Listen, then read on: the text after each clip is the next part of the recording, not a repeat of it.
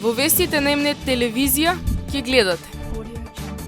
Посеан со жито е дел од училишниот двор во село Уларци, место каде некогаш одекнувале детски гласови игри.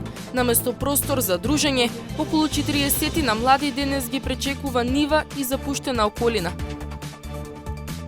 Температури до 39 степени и топли ноќи. Синоптичарите со најавување на топлотен бран. Дневните температури насекаде ќе надминуваат 30 степени, а наместа ќе достигнуваат и до 39 степени, при што во источниот регион најтопол ден се очекува во вторник со околу 38 степени. Спакуван куфер билет во рака. Хрватска, Италија и Германија повторно главните дестинации за сезонска работа и ова лето. Додека младите заминуваат во потрага по подобра заработка, повозрасните во Штип велат дека остануваат сами, дека собите се празни, а тие глувеат во 4 ѕида. Нови правила за поседување оружје.